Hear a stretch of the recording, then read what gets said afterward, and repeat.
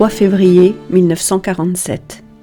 L'auteur très saint dit « Ma parole est vie ». Les raisons qui m'ont poussé à éclairer et à dicter les épisodes et les paroles que j'ai adressées aux petits gens sont multiples, en plus de la joie de communiquer une exacte connaissance de moi à cette âme victime et aimante. Mais ce qui m'anime, c'est avant tout mon amour pour l'Église enseignante et militante et le désir d'aider les âmes dans leur montée vers la perfection. Me connaître, cela aide à s'élever. Ma parole est vie. Ma divine miséricorde avait donné l'œuvre par miséricorde pour un nombre infini d'âmes, perdues ou en voie de perdition, laïques et même consacrées, afin qu'elles retrouvent le salut éternel. L'œuvre était l'application pratique des actes de miséricorde spirituelle que j'ai enseignés, instruire les ignorants, convertir les pécheurs. Ceux qui l'ont bloqué depuis des années, sans justice et sans véritable motif, ou plutôt pour une raison répréhensible, n'ont pas compris le sens, le but, la puissance de mon don. Ils ont profondément blessé mon cœur et se sont rendus responsables de la mort spirituelle de beaucoup de personnes.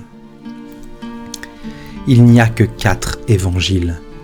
Je les illustre aujourd'hui pour amener d'autres personnes à la lumière qu'ils ont perdue ou qui s'est affaiblie en eux. Mais je ne crée pas un évangile supplémentaire.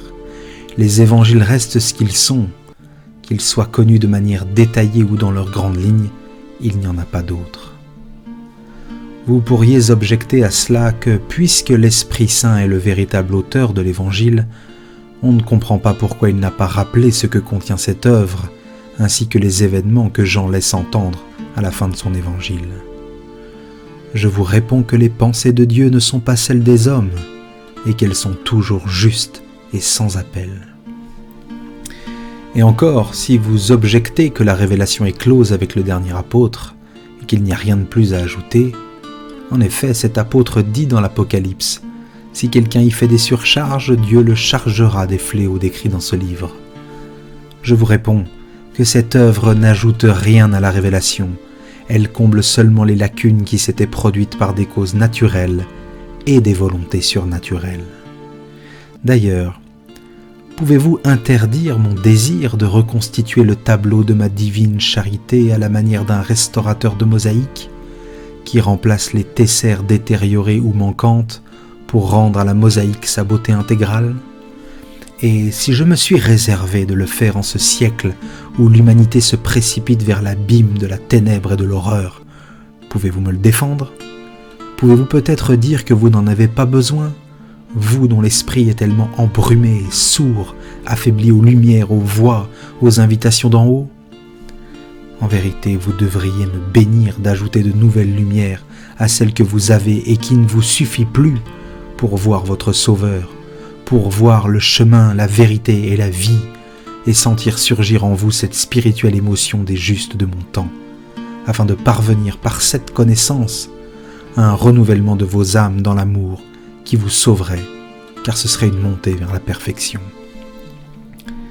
Je ne dis pas que vous êtes morts, mais endormis, assoupis, semblables à des arbres durant le sommeil de l'hiver. Le soleil divin vous offre ses splendeurs. Réveillez-vous et bénissez le soleil qui se donne.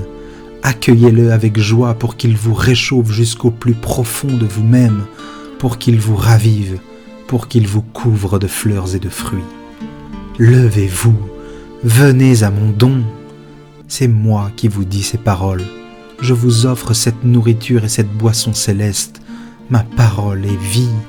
Je veux que vous soyez dans la vie avec moi. Et je multiplie ma parole pour contrebalancer les miasmes de Satan qui détruisent les forces vitales de l'esprit. Ne me repoussez pas. J'ai soif de me donner à vous parce que je vous aime. C'est ma soif inextinguible. Je désire ardemment me communiquer à vous pour vous préparer au banquet des noces célestes.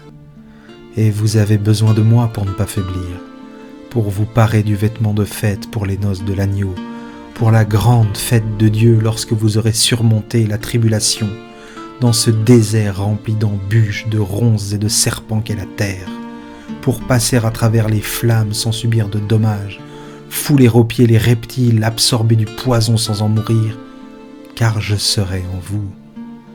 Et je vous dis encore, prenez cette œuvre et ne la scellez pas, mais lisez-la et faites-la lire, car le temps est proche, le saint se sanctifie encore.